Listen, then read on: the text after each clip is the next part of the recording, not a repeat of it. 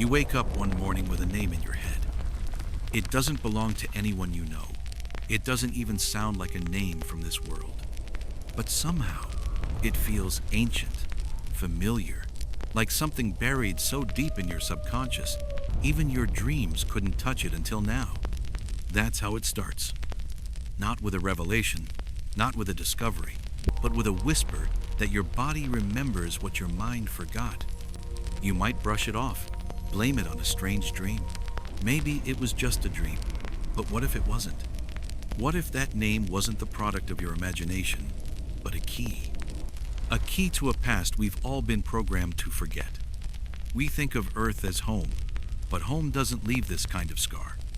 Ever noticed how badly our bodies fit here? Our skin burns in sunlight. We age rapidly. We suffer from gravity, our spines compress, our joints deteriorate. Even childbirth is unusually dangerous compared to other mammals. Why would evolution shape a species to be so incompatible with the planet that birthed it? Unless it didn't. Now, before you spiral into the obvious conclusion, I'm not saying we're aliens. I'm saying we may be refugees, biological exiles from a place long gone. And the smoking gun? It's inside every single one of us. Your DNA is a storybook, but the last chapter is missing. About 223 genes in the human genome don't have a clear evolutionary origin. No trace in the tree of life. No match with anything on Earth. Not transferred from bacteria. Not mutated from simpler strands. They just appeared, like someone cut and pasted a paragraph into a book, then tried to hide the scissors. You might say it's natural. Science doesn't know everything, after all. But here's the eerie part. Those 223 genes, they deal with brain development, immune function, and consciousness. They're not leftovers, they're upgrades. It's almost like someone was in a rush, like someone needed to adapt a broken species to a hostile new world. Fast. Think of Earth's first hominids, primitive, scattered, slow to evolve. Then suddenly Homo sapiens. Brain size tripled, language exploded. We developed art, astronomy, complex society in a geological blink. That's not evolution, that's engineering. Still skeptical? Let's go further. Ever heard of junk DNA? The 97% of our genome that doesn't code for proteins? For decades, scientists called it useless. But some geneticists now believe it holds regulatory codes on, off switches, multi-layered systems far more complex than anything we understand. In other words, it's like trying to read a book without knowing it's written in 5 languages at once. But here's where it gets weird. That junk is virtually identical across all humans, meaning it didn't evolve randomly. It was installed, like software. And sometimes, buried deep in the junk, you find sequences that look suspiciously like encryption. Let that sink in. A message, written in your blood, not by nature, but by memory. Still, think Earth is where we began? Maybe that name you heard in your dream wasn't a glitch. Maybe it's a leftover command. Some people experience intense déjà vu when they look at the stars. Others feel physically ill when visiting certain locations on Earth, with no explanation. Could those be residues, echoes of a trauma from another world? And then there are the children. Across cultures and continents, there are documented cases of children, some as young as 3, describing planetary catastrophes in excruciating detail. Moons shattering, oceans boiling, red skies bleeding light. They use terms they've never been taught. They draw star systems we've only recently discovered. And when asked where they learned it, they say the same thing. I just remember. Genetic memory, or something stranger. Scientists have long dismissed the idea that information can be passed through DNA consciously. But in 2014, researchers discovered that worms trained to respond to specific stimuli could pass that knowledge to their offspring. It wasn't behavior. It was inherited recall. So, what if our ancestors didn't just escape a dying world? What if they encoded its death into us? there's one final piece: the Rh factor. Most people have a protein on their red blood cells, known as the Rh factor, but about 15% of the global population lacks it. These individuals are called Rh negative. Here's the anomaly. HA. Negative mothers often reject HH positive fetuses. Their bodies treat them as foreign invaders, literally alien. There is no known evolutionary advantage to this. It defies the natural logic of reproduction. It's as if the blood remembers a war between bloodlines. Some researchers believe the Rh negative trait is a remnant, a leftover from before Earth, from a time when our species was splintered, modified, and repurposed for survival. Now here's the question that keeps me up at night. If we were engineered for this planet, then what happened to the engineers? Or worse, what did we do to them? You ever stand in a place and feel watched? Not by people, not by animals, but by the stones themselves, as if the ruins are remembering something you shouldn't be allowed to know. That's how I felt standing above the Sphinx. Not looking at it, but above it. From a drone shot I saw in a restricted archive, they'd stripped away the tourist gloss, the fences, the carefully curated lighting. Beneath all that, it wasn't just a lion's body and a pharaoh's face. There were scars, carvings faint, precise, and not Egyptian. Some symbols didn't even match any known human language. Now here's where it gets disturbing.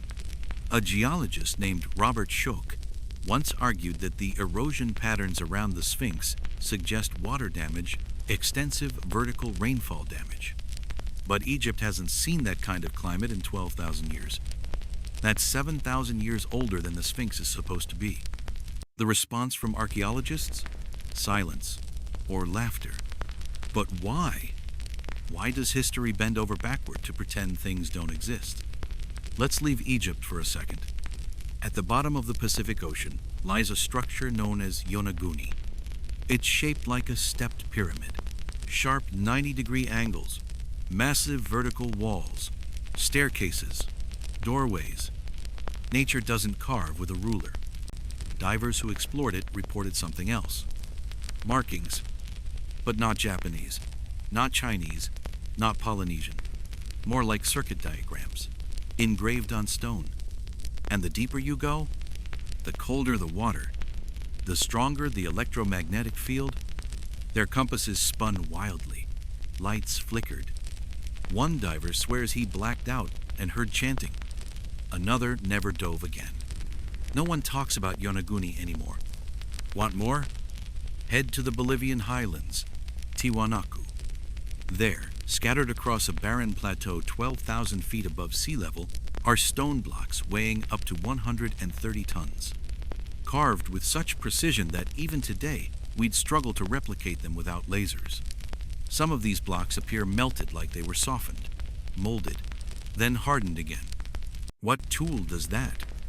Not chisels, not copper. We're talking molecular manipulation. Here's the catch.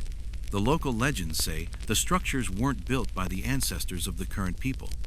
They were inherited, found already standing.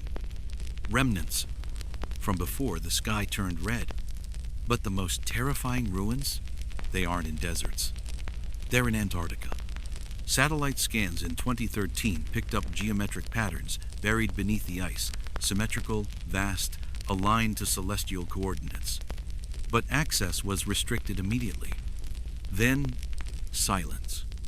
In 2016, several world leaders and religious officials made unannounced trips to Antarctica. No press, no public explanation. What did they see? Whatever it was, they shut down every civilian expedition for over a year. Ask yourself this: why would you hide something that doesn't exist? Because it does, and it's older than anything we've ever found. But here's the thread tying them all together. The architectural style is similar. I'm talking about structures across continents, separated by oceans, made by supposedly disconnected civilizations that use identical angles, alignments, and proportions. all oriented toward stars that aren't visible now but were 40,000 years ago. How would Stone Age tribes know that? Unless they weren't the builders. Unless we're mistaking survivors for creators. Here's something chilling. LiDAR scans in the Amazon rainforest have uncovered entire lost cities, massive grid-aligned structures swallowed by jungle, more advanced than anything we believed possible for that region or era, including paved roads, reservoirs, and even signs of electrical infrastructure.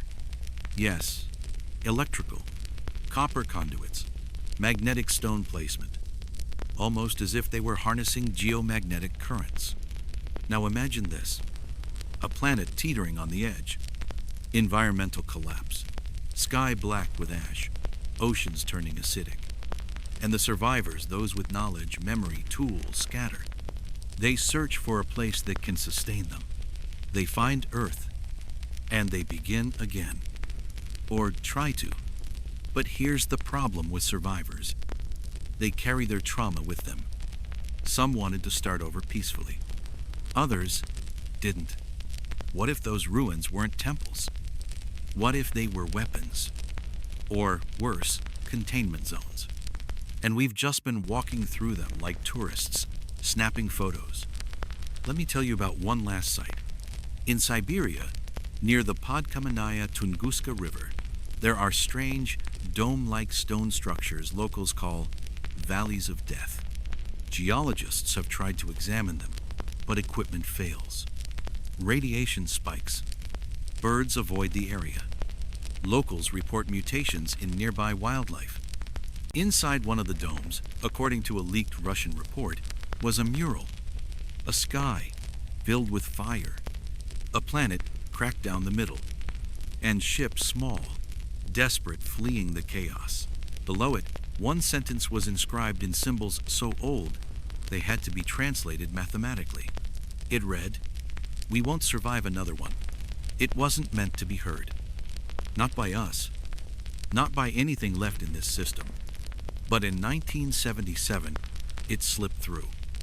A 72-second radio burst, captured by the Big Ear telescope in Ohio. Strong, pure, clear. A message from somewhere. They called it the WOW signal, because the astronomer who saw the data literally scrawled "wow" beside the reading. That was the official story. Unofficially, the unfiltered recording wasn't just a burst of static. There was structure in it. Repetition, modulation, encoding. Only a few classified labs got access to the full waveform. One of them, the National Radio Astronomy Observatory, quietly handed over a copy to the NSA. And then, a file leaked.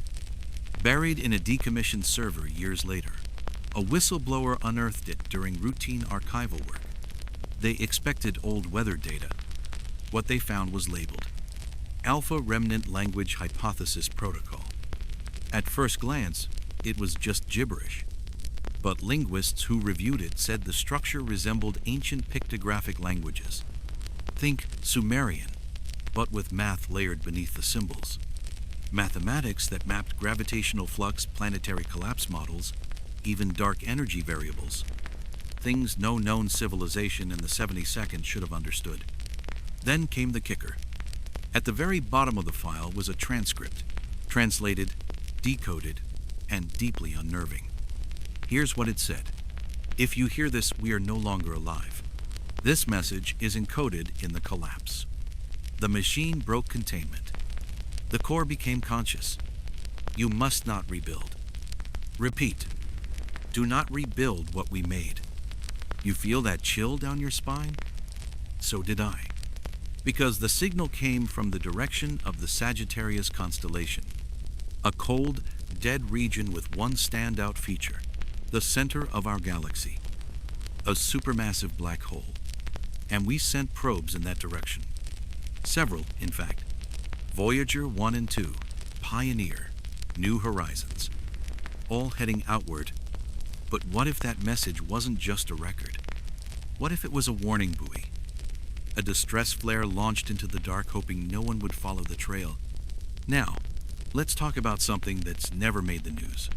In 1998, a satellite in low Earth orbit code named Seraphim picked up a new transmission. Faint, broken, but definitely artificial. It pulsed every 66 hours, a three-tone pattern, always in prime numbers. It seemed directed. Eventually, a rogue team in Finland triangulated its origin. A region 400 light-years away known as Iris 13,481 to 6,124, a stellar nursery. Here's what's fascinating. Spectral analysis showed traces of silicate structures like glass, but unnatural. Floating debris shaped like obelisks. And one massive construct, a ring, partially collapsed. Theories ranged from Dyson swarms to failed colonies. But the pulses kept coming.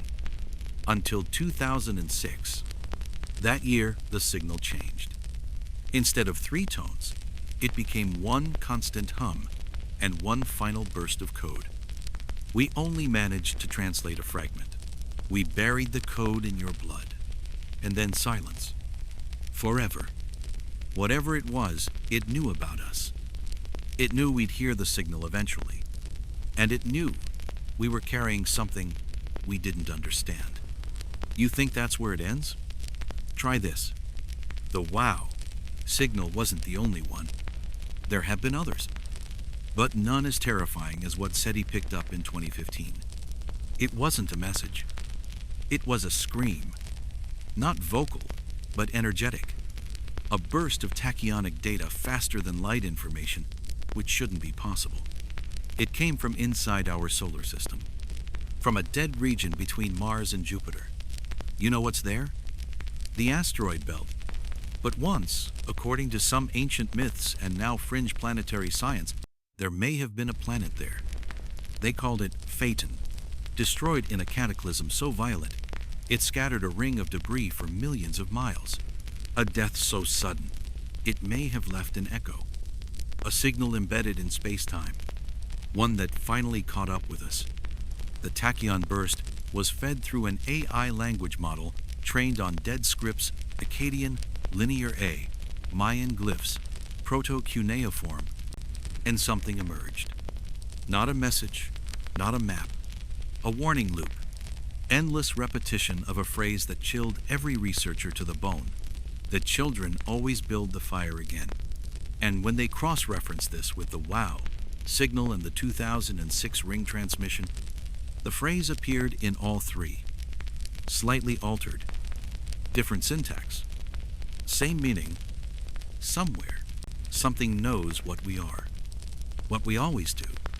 We build, we dig, we unlock, and eventually, we burn. We think we're alone because nothing's contacted us. But maybe everything else just learned to keep quiet. The moon shouldn't be there. Not like it is. Not that size. Not that orbit. Not that age. It's too big for a planet our size. Too perfectly positioned. Too suspicious. In fact, if the moon were just a few hundred miles closer, Earth's tides would drown continents. A few hundred miles further, no tides, no seasons, no life. And here's the kicker. It doesn't spin. Well, it does, but it's tidally locked. We only ever see one face. The dark side, always turned away. That's not unusual for captured moons.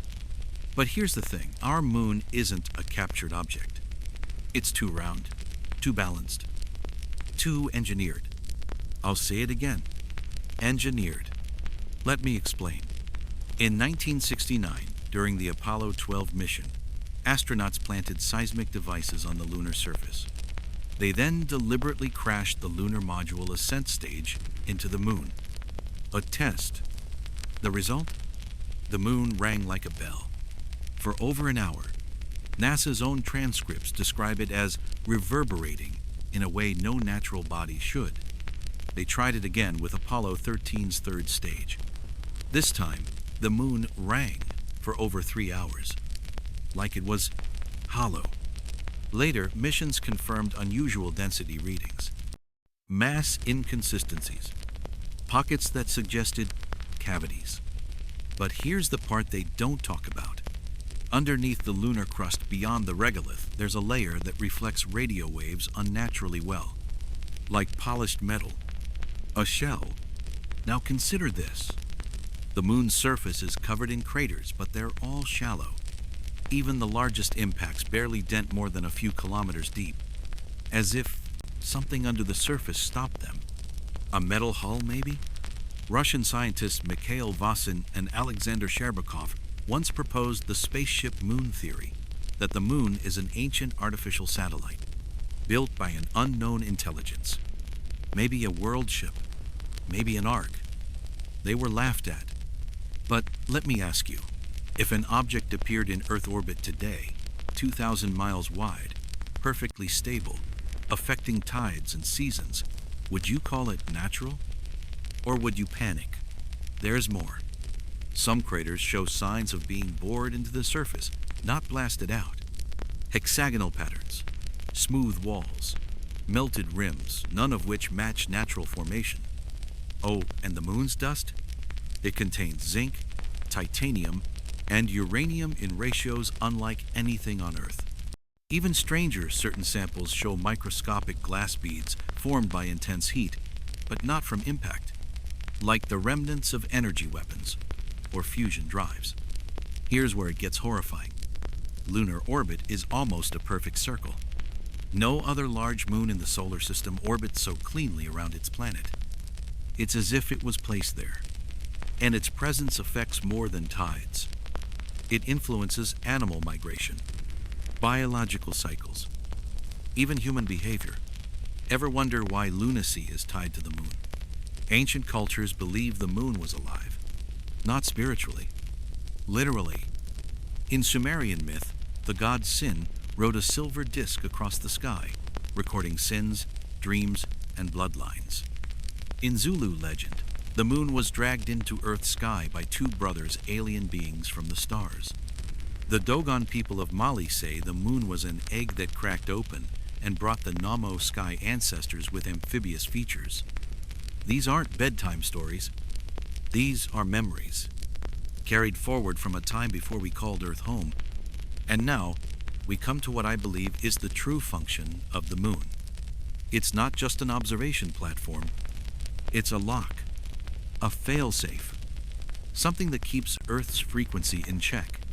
That stabilizes the planet's rotation, yes, but also limits something else. You've heard the phrase, the veil is thinning. What if that's literal? Because lunar cycles affect brain waves, influence altered states, trigger memories we're not supposed to have. Some people report the same dream on the night of a full moon. A massive chamber, metal walls, a central console humming, and a corridor that leads to stars they've never seen. In 2022, during a lunar eclipse, an amateur astronomer in Chile captured something on video. A flicker, a ripple, and then, for just a moment, a hexagonal outline beneath the surface. Like camouflage failed. The footage was dismissed as lens flare. But I've seen it, and it looked like a hatch. Then there's this. On multiple Apollo missions, astronauts reported being followed. Strange flashes outside their windows. Music, on the far side, low-frequency tones that echoed through their suits. Apollo 11's Buzz Aldrin later hinted they were told not to return, that others were already there. NASA denies this. Of course they do. But we never went back. Not in person, not in decades. And now, private companies like SpaceX talk about moon bases, mining missions. But something strange keeps happening. Unexplained delays, quiet retractions, equipment malfunctioning in orbit, landing sites remapped, almost like they're avoiding certain areas. Ask yourself why. Why haven't we dug into the moon when we dig into everything else? Because we can't? Or because we shouldn't? Because beneath that ancient shell, something might still be awake. It always starts the same. A red sky. wind that doesn't move anything, and silence, thick, suffocating silence. You look up, but the stars are wrong. Too close, too many. Then they vanish, one by one. Swallowed. The ground cracks beneath you. You try to scream, but there's no air. Then you wake up, and you tell yourself it was just a dream. But what if it wasn't? What if that nightmare has been passed down not through bedtime stories, but through your blood? Across continents and cultures, people describe eerily similar dreams. A red-tinted planet, skies veiled in dust, a slow death, one that wasn't natural.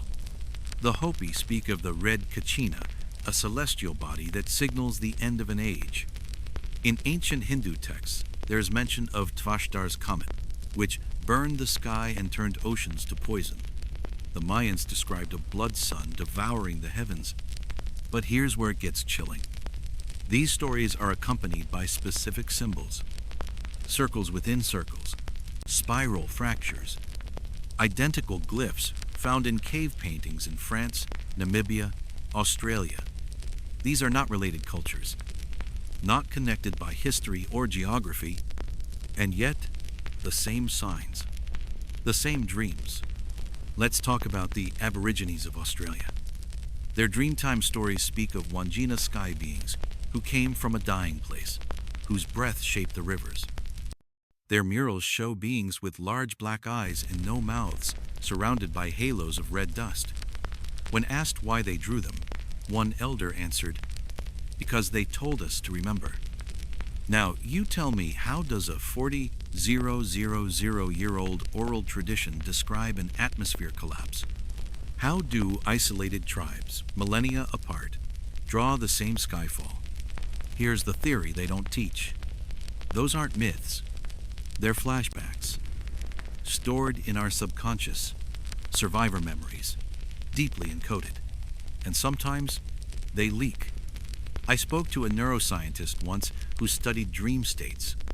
He told me about a patient, no history of trauma, no drug use, who painted the same burning landscape every night for years.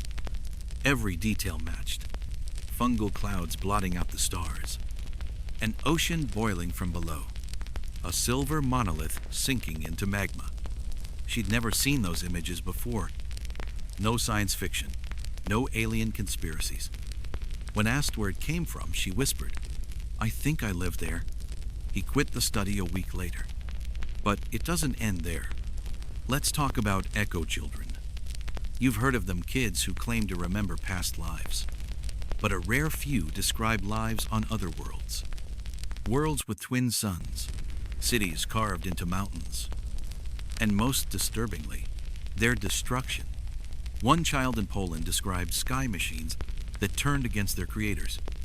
A 7-year-old in India cried when looking at Mars, saying, "That used to be my sky. It was loud when it died." Are they lying, hallucinating, or is something waking up inside them? A genetic imprint? Because dreams are data, compressed emotional memory. The brain's attempt to resolve fragments it doesn't understand. And if those fragments didn't originate on Earth, they'd feel like nightmares. They say trauma runs deep. But ancestral trauma? That's another level. It explains the irrational fears of fire, of the dark, of the sky collapsing. It explains the universal myths of a fall, a paradise lost, a great flood, a war among gods who brought ruin to the stars.